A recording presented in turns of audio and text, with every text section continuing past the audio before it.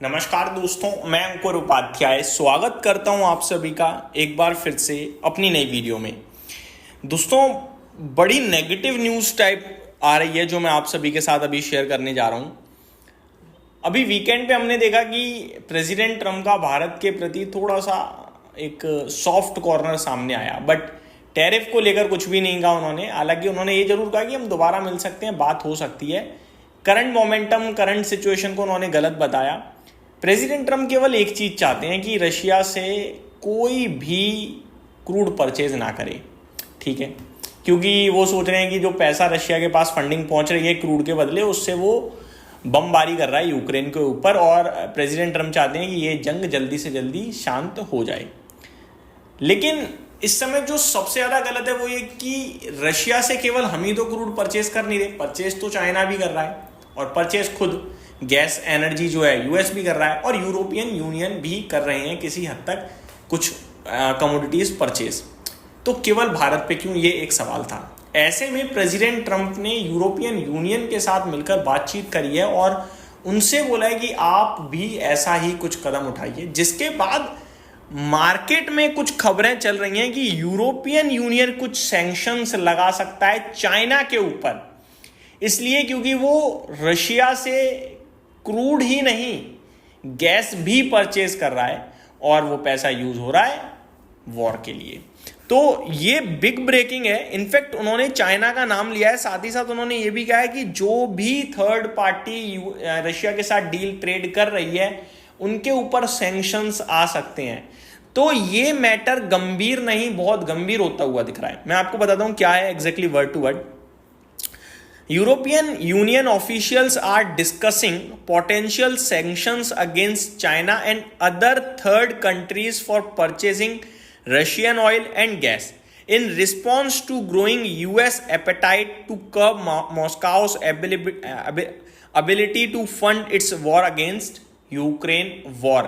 तो यहाँ क्लियरली लिखा हुआ है कि चाइना और बाकी की तीसरी कंट्री जो भी रशिया से ऑयल या गैस या किसी भी प्रकार की एनर्जी परचेज कर रही है और उसी फंड को जो रशिया है वो यूज कर रहा है वॉर के लिए, तो वो उनके ऊपर सैंक्शन लगाएंगे। ऐसा बातचीत चल रही है यूरोपियन यूनियन के बीच में। अब इससे होगा क्या, बहुत नेगेटिव हो जाएगा ये, क्योंकि ऐसे में क्या है, देखो अगर हमने परचेजिंग बंद करी तो रशिया से हमारे संबंध खराब होंगे, ऑब्वियस है वो होंगे ही होंगे, क्योंकि इनकी जंग तो शांत हो नहीं रही है और हमारे ऊपर ऑलरेडी यूएस ने तो टैरिफ लगाई दिया है। अभी रशिया यूरोपियन यूनियन भी लगा देगा तो ऑलमोस्ट आप ये देख लो कि यूएस में ट्रेड करने वाली और यूरोपियन यूनियन में ट्रेड करने वाली कंपनीज को पूरी तरीके से धक्का लगेगा। अभी एक कंट्री से ट्रेड बंद हुआ है, फिर एक और से हो जाएगा।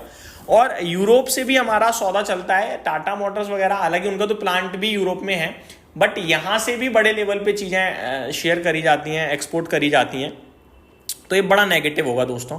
US president Donald Trump has said he is open to new measures targeting Russia in conjunction with the European Union after previous effort to force president Vladimir Putin into peace talk failed. तो ये कह रहे हैं कि हम नई चीजें लेके आ रहे हैं, नए सैंक्शंस भी लाएंगे यूरोपियन यूनियन के साथ मिलकर, क्योंकि लास्ट टाइम जो हमने पीस टॉक करी थी वो तो फेल हो गई।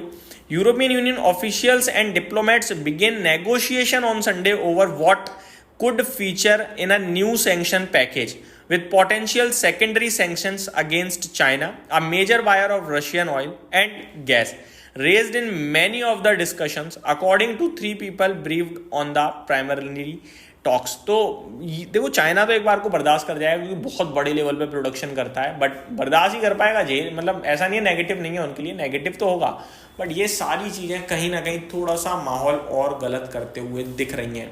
अब देखो इस समय क्या है कि हमारा थोड़ा सा अमेरिका के साथ थोड़ा अनबन टाइप लगा था और चाइना और रशिया के साथ था। अब चाइना और रशिया के लिए ही प्रॉब्लम खड़ी होते हुए दिख रही है, जिसमें भारत और यूएस, मतलब इस समय पक्ष भारत क्या फंस गया बीच में, आप ये कह सकते हो, इससे भी दोस्ती उससे भी दोस्ती और कर कुछ नहीं सकते। सबसे बड़ी परेशानी ये है। तो बड़ी समस्या का विषय बन रहा है दोस्तों ये, और इसमें कुछ होता है अगर कुछ भी, तो मेरे को लगता है वो बड़ी दिक्कत का विषय होगा। सबसे अच्छा जो हो सकता है कि रशिया यूक्रेन वॉर शांत हो जाए।